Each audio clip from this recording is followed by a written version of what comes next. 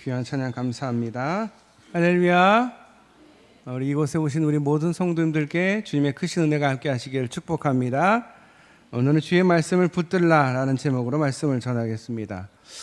요즘에 이 치매에 대한 이야기가 많이 소개가 됩니다. 우리 TV에서도 나오고 또 유튜브나 이런 걸 통해서 치매에 대한 이야기가 참 많이 나오는데, 우리의 생명이 연장이 되면서 특별한 다른 병들 없이 또 병이 있더라도 우리 의료가 발달이 되어서 사람들의 그 수명이 굉장히 많이 늘었습니다. 예전에는 60만 돼도 동네에서 잔치를 벌여 줄 정도로 60대 이상이 별로 많지 않았던 때가 있었는데, 지금은 뭐 80, 80도 그냥 청년이에요. 거의 90 정도 넘고 100 정도 돼야 나이 좀 먹었다, 이렇게 어디 가서 얘기 좀 할 정도로 수명이 충분히 연장이 되었습니다.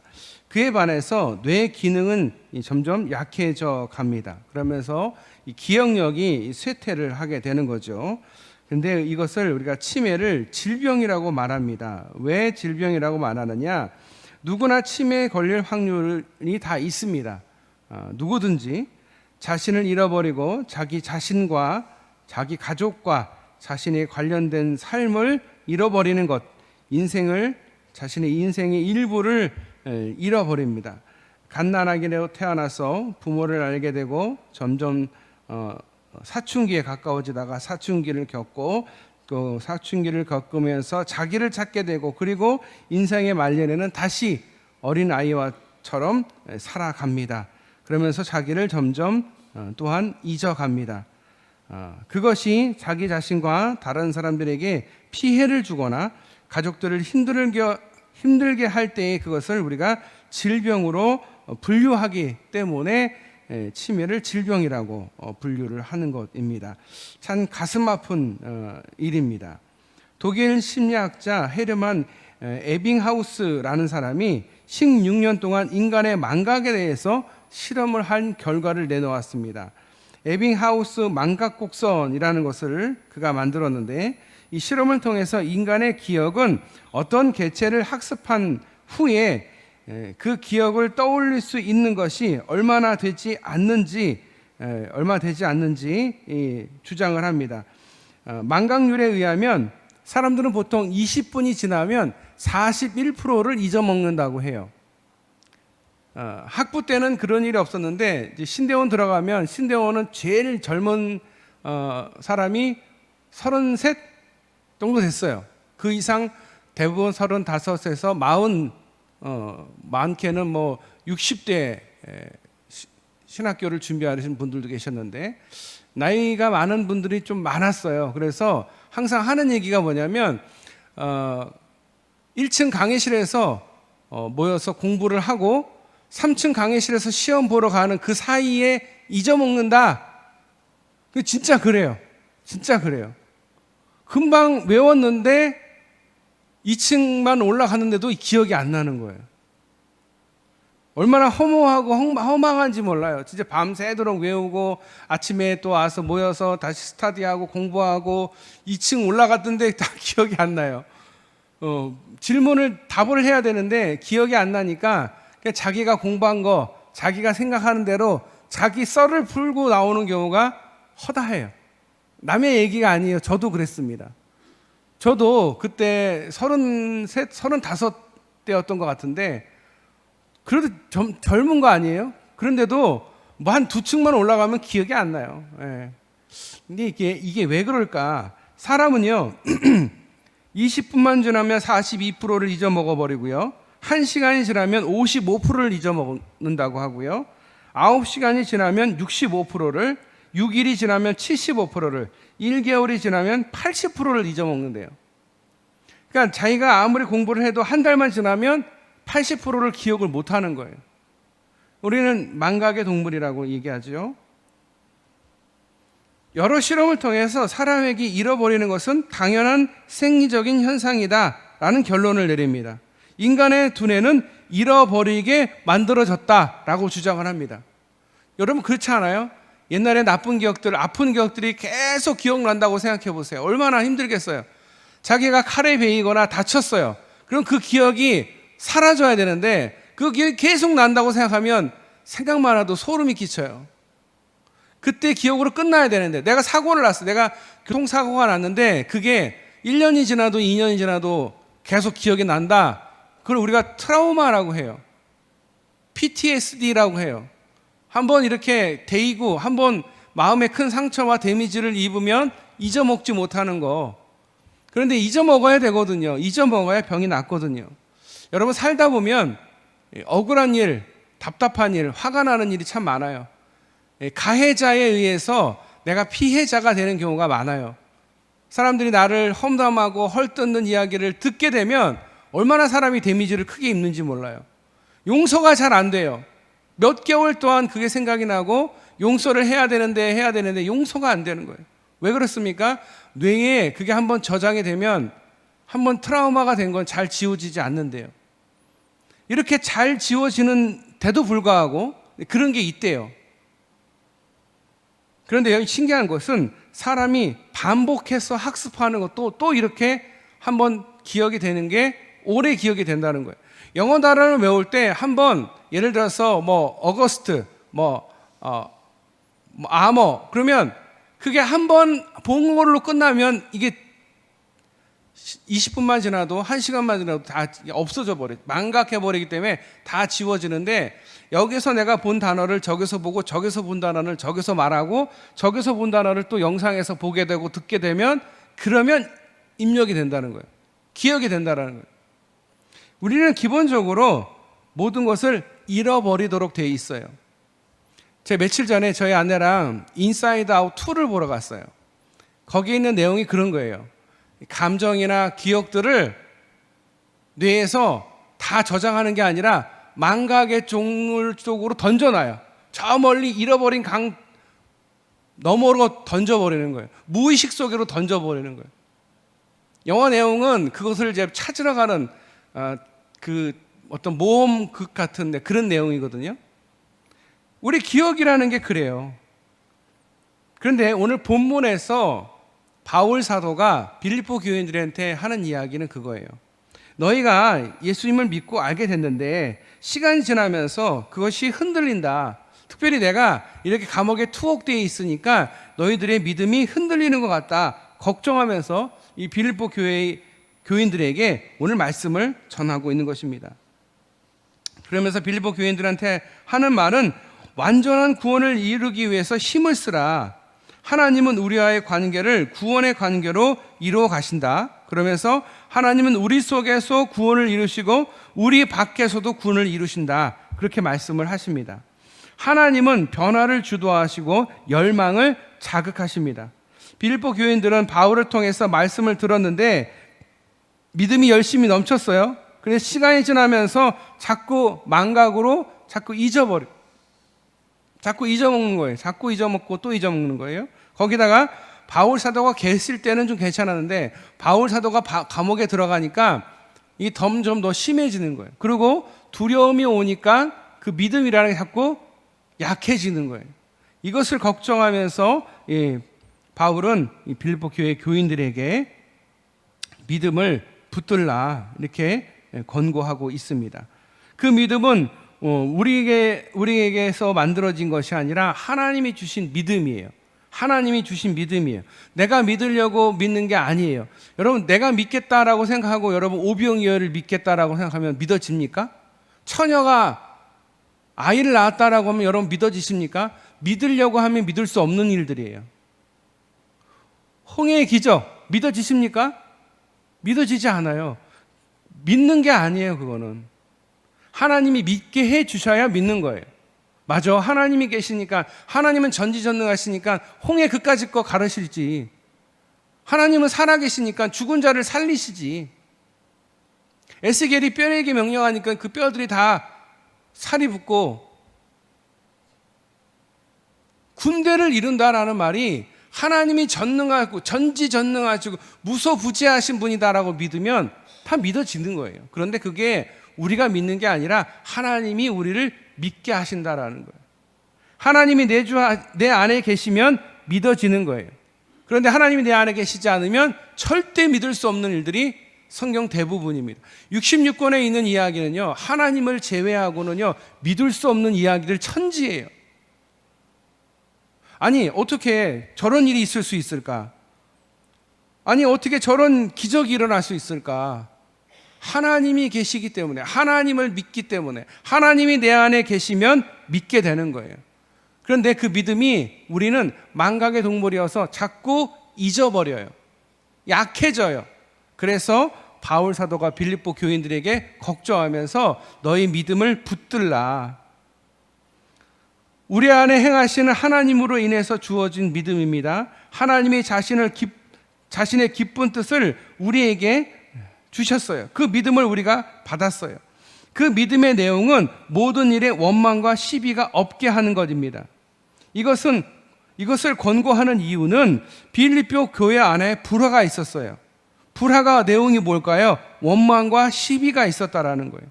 원망은요, 불평하는 것입니다. 시비는요, 악의가 있는 논쟁하는 것입니다.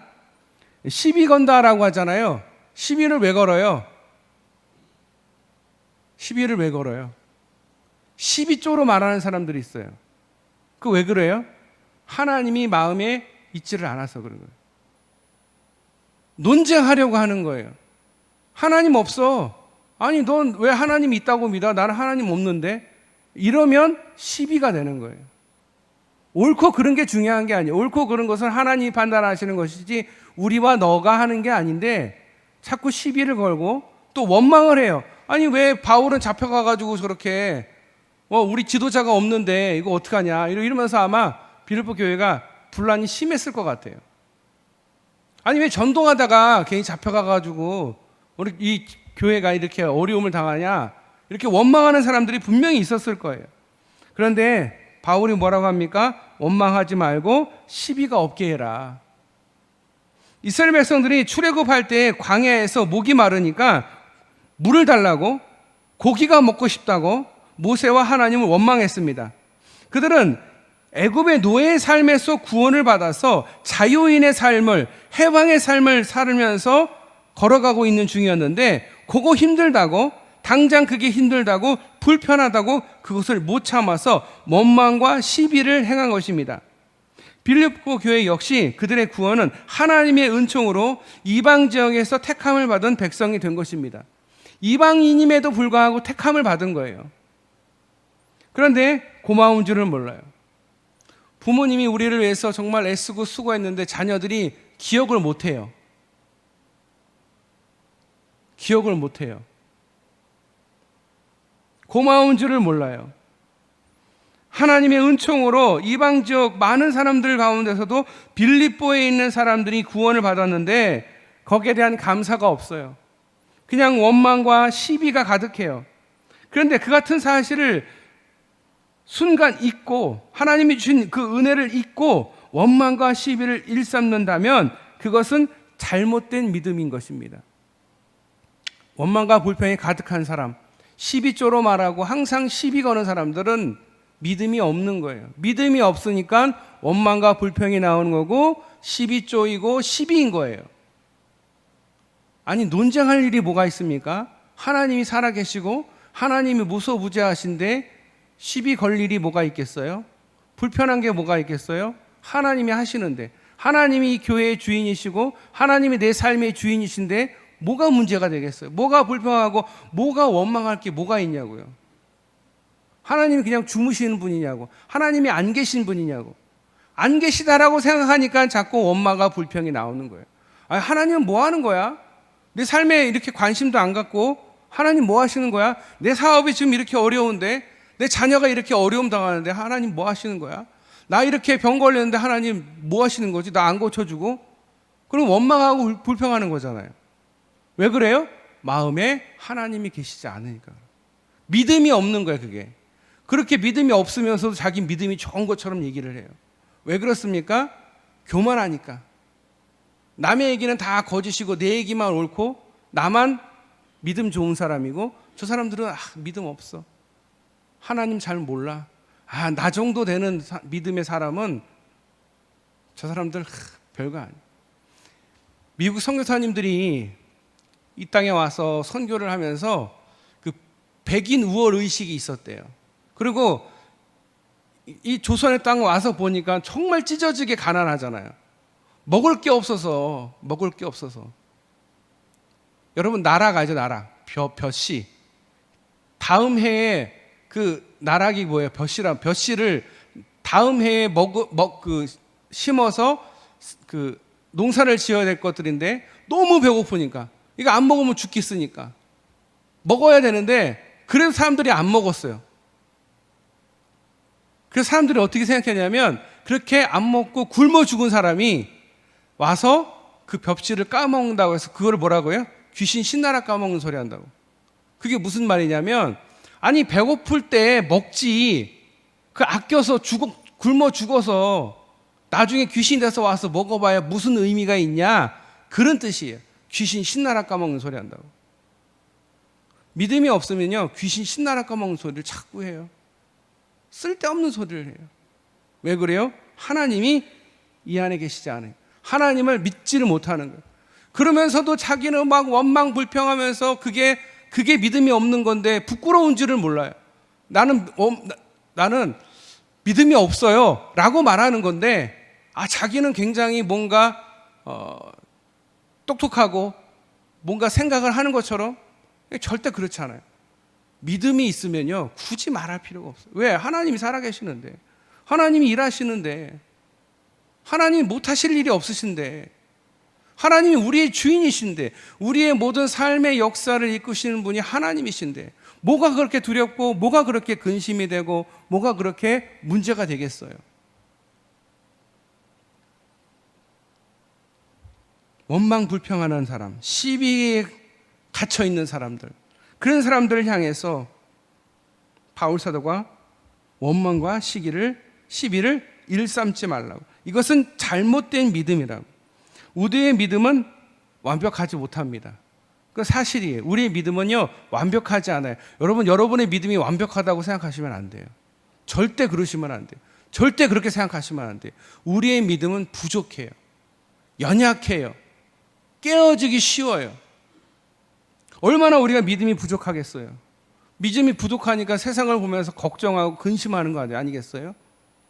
그런데 그게 사실이에요. 우리의 믿음은요 완전하지 못합니다. 매 순간마다 주님의 은혜가 필요한 믿음이에요. 매 순간마다 주님이 주시는 은혜가 없으면 견딜 수 없는 믿음을 갖고 있는 사람이 바로 우리예요. 나예요. 여러분이에요. 우리 모두예요.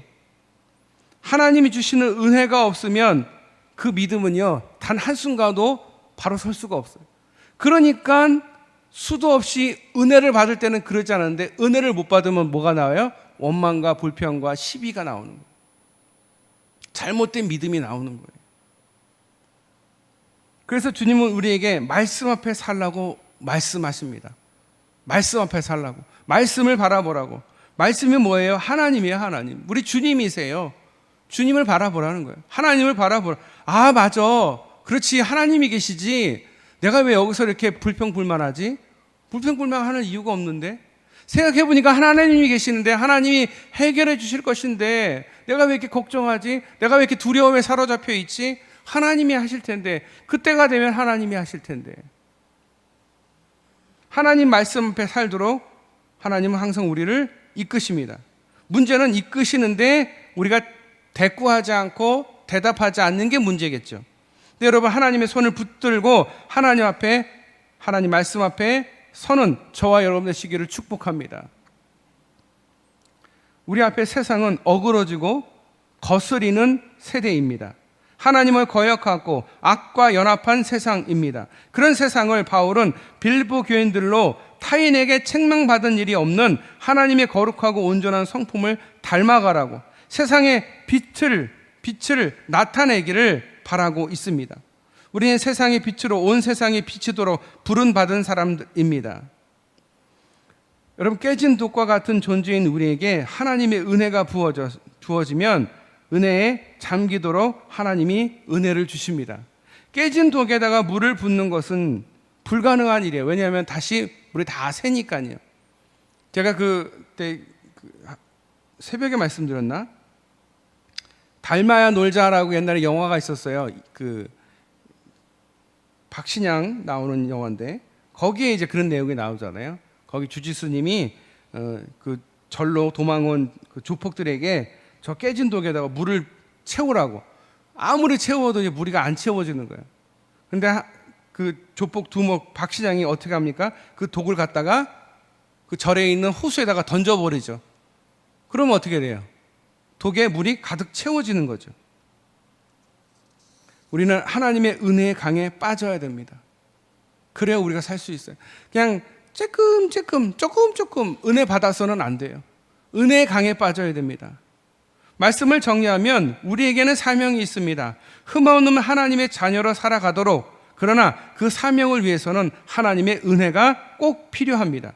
그 은혜를 깨닫기 위해서는 하나님의 말씀을 붙잡아야 합니다. 바울이 빌립보 교회에 가르쳐준 복음의 말씀을 붙잡게 된다면 바울이 빌립보 교회를 위해서 수고하고 헌신하는 것이 헛되지 않을 것이다. 그렇게 오늘 말씀하고 있습니다. 교회는 하나님의 말씀으로 채워지는 것입니다.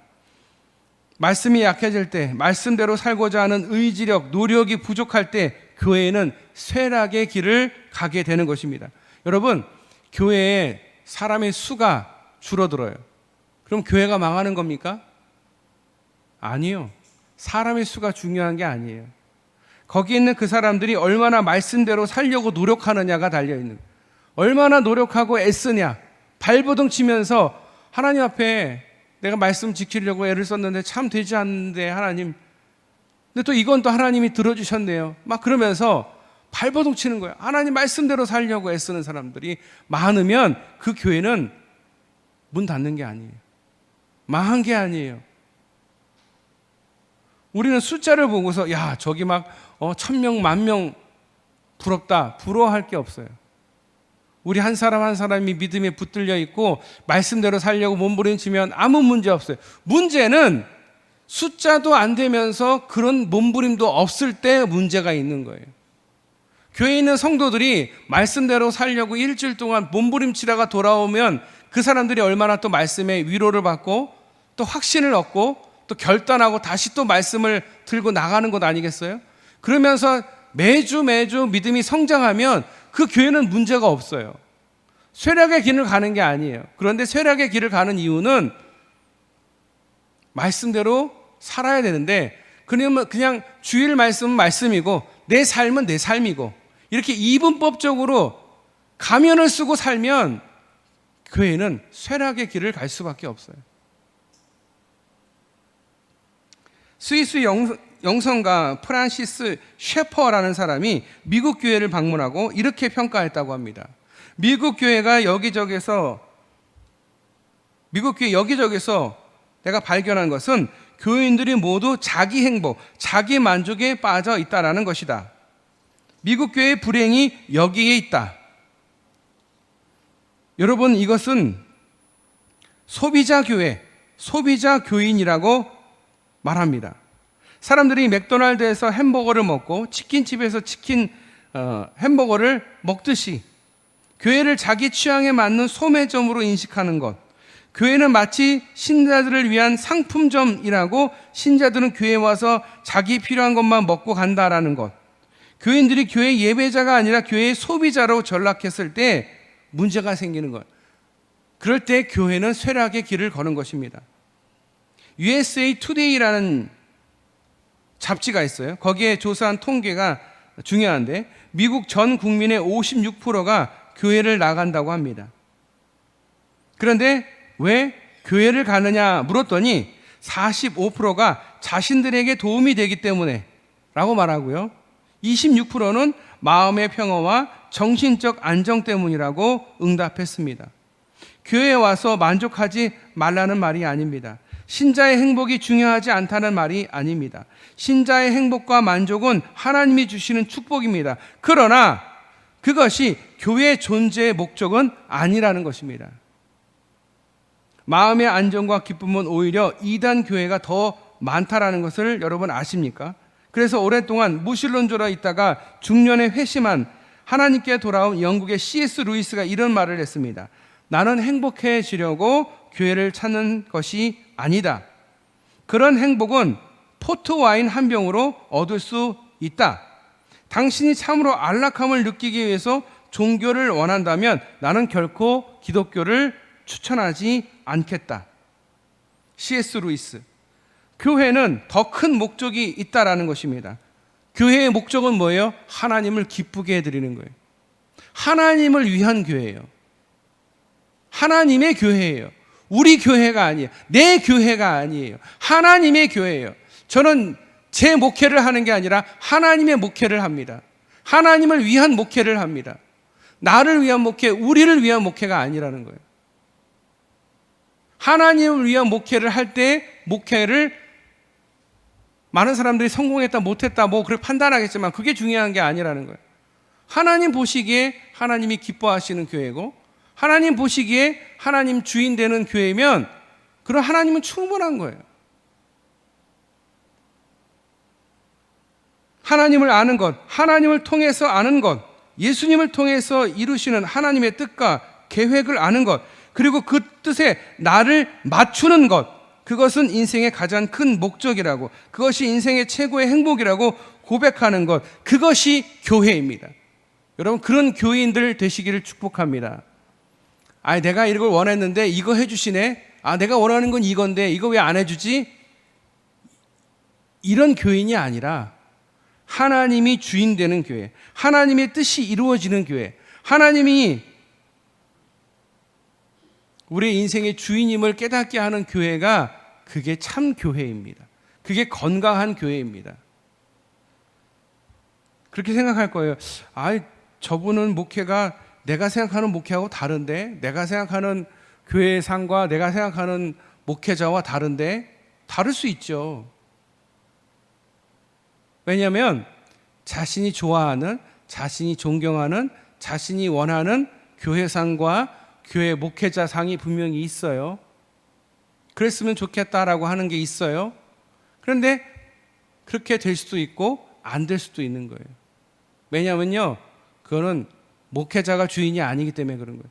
교회가 주인이 아니기 때문에. 교회에는 우리 모두가 주인이 아니에요. 주인은 오직 하나님이신 줄 믿으시길 바랍니다.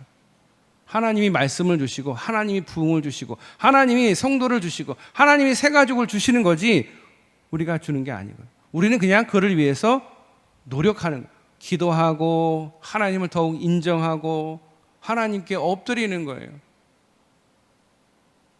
그런 교회의 교인들 되실 수 있기를 축복합니다. 다른 거 바라지 않고 하나님이 주인 되게 해주세요. 하나님이 교회의 주인 되게 해주세요 라고 기도하시는 저와 여러분 되시기를 축복합니다. 명산에 가면 절이 있는데 절이 무슨 뜻인지 아십니까? 절. 우리 교회만 다녀가지고 절을 잘 모르죠. 그 사람 어디 갔어? 절로 갔어. 그러면 그게 절로 간 거예요? 저기로 갔다라는 말이잖아요. 그런데 여러분, 절은요 순수한 우리말이랍니다. 절을 찾는 것은 절마다 있는 불상 앞에 절하라는 뜻의 절이랍니다. 절한다의 절과 절할 때 그 절하고 같은 절이래요. 그런데 일부 언어학자들에 따르면 절은 절인다라는 뜻이 있다라고. 절인다. 배추 절인다라고 하잖아요. 배추를 절인다. 뻣뻣하고 교만한 아집을 버리고 소금에 절여지듯이, 그래서 온순한 자태로 임한다라는 의미를 이야기합니다. 불신자들과 우리의 다른 모습. 교회는 하나님의 집입니다. 하나님의 말씀의 집입니다. 하나님께 절만 하는 정도가 아니라 마음과 뜻과 정성을 다해서 하나님 말씀을 배우고 예배하는 곳입니다. 그럼에도 우리가 달라지지 않는 것은 우리가 그 말씀 속에 절여지지가 않아서 그런 거예요. 절여져야 되는데 푹 절여져야 돼요. 그냥 흐물흐물해져야 돼요. 막 이렇게 교회 가보면 막 서슬퍼란 사람들이 있어요. 막 승질 내고 막 화내고, 내가 옳은데 니들 뭐 그렇게 살아 막 이러면서 막. 왜 그래요? 말씀에 절여지지 않아서 그런 거예요. 그 쓴 뿌리가 아직도 여전히 있으니까. 근데 그것까지 다 절여져야 돼요. 어디에 절여져야 돼요? 주의 말씀에 절여지시는 저와 여러분들 되시기를 축복합니다. 저에게도 하시는 말씀인 것 같아요. 남 목사, 말씀에 좀 절여줘, 제발. 제발. 그러시는 것 같아요. 제 말씀을 준비하면서 너무 찔림이 있었어요. 제가 목회를 이렇게 해야 되는데 이렇게 해서 교회를 부흥시키고 이렇게 생각을 했는데 그게 아닌 것 같아요. 하나님의 말씀이 주인이 되고 하나님이 주인이 되는 교회로 만들고 그게 목표가 되어야 되는데 제 속에 젊으니까 야망이 있었나 봐요. 말씀에 절여져야 되는데 절여지지 못했던 것 같아요. 여러분, 말씀에 절여지시는 저와 여러분 되시기를 축복합니다. 기도하겠습니다. 하나님, 오늘도 하나님 말씀에 절여지기를 원합니다. 우리의 그 불평과 불만, 시비, 사도 바울이 가장 주의하고 가장 멀리 해야 되는 것들, 그 이유는 바로 믿음 없음에서 나왔음을, 잘못된 믿음이다라고 말씀하고 계십니다. 하나님, 우리의 믿음이 하나님을 높이는 믿음 되게 하시고 하나님 주인 되는 믿음, 하나님 말씀에 몸부림치며 하나님 말씀대로 살려고 살아가는 우리 주님의 성도들 되게 하여 주시옵소서. 말씀 속에서 사랑하고 말씀 앞에 엎드리고 말씀에 절여져서 하나님 말씀대로 살아가는 우리 모든 성도들 다 되게 하여 주시옵소서. 우리를 사랑하시고 우리를 구원하신 예수님의 이름으로 기도드리옵나이다. 아멘.